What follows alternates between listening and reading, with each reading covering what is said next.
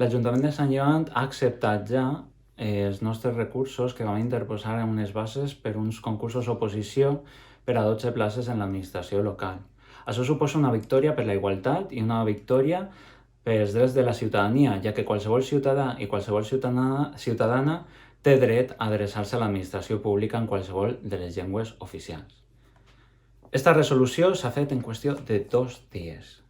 Una resolució que no paralitza cap procediment, perquè principalment el procediment no s'havia ni tan sols iniciat, però estem veient els últims dies, per part de la dreta, que s'està vessant mentides, fake news, absolutament, sobre aquest procediment, dient que estem paralitzant-lo, quan encara no s'ha començat, com he dit, que estem paralitzant 40 places quan estem parlant de 12 places que són les afectades, i s'està intentant criminalitzar el que és un recurs administratiu per a garantir un dret reconegut per diversos instruments jurídics, com pot ser un conveni internacional, la pròpia Constitució i la legislació sectorial. Esta estratègia de manipulació de la dreta és la manifestació d'una incapacitat i d'una frustració, i és que no poden continuar en aquest model de violació dels nostres drets fonamentals. I ho dic així de clar perquè estem parlant de places molt diverses, de places com pot ser el d'una psicòloga o psicòleg, que al cap i a la fi és a una persona a la qual li anem a contar els nostres problemes i les nostres intimitats. I això crec que nosaltres considerem, i la legislació també, que hauria de fer-se garantint que la persona se pugui sentir còmoda i pugui expressar-se en la seva llengua materna, siga el castellà o siga el valencià.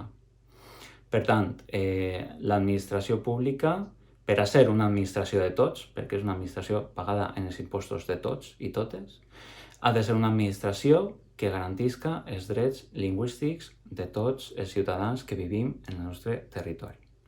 La dreta brama i polaritza en aquesta estratègia i la gent actua en conseqüència. Jo ahir em vaig tindre que alçar rebent insults a les xarxes socials a causa d'una notícia que havia llegit en els mitjans de comunicació plena de barbaritats, de mentides i d'un contingut que estava absolutament allunyat de la realitat. Però no només de la realitat, sinó també de la democràcia. Perquè tot aquest discurs i tota aquesta estratègia està pensada per a crear un estat de confrontació estructural en la societat. Quin mal li fa a algú d'aquesta societat que l'administració pública pugui atendre tant en castellà o en valencià a les persones que s'adrecen a l'administració pública? Això enfronta la societat o cohesiona, o ens cohesiona com a societat? Ens cohesiona com a societat. Aquestes persones es dediquen a confrontar-nos i a crear un discurs d'odi que només acaba en violència, en qualsevol de les seues maneres. I nosaltres volem enviar un missatge molt clar des d'ací. No ens anem a deixar invadir per la por, no ens anem a deixar amedrentar, perquè nosaltres hem vingut ací a ampliar drets i a garantir drets de la ciutadania. I en cap moment anem a deixar-vos guanyar. Anem a continuar en el nostre dia a dia, en el nostre vot i en la nostra actuació ampliant drets i garantint drets.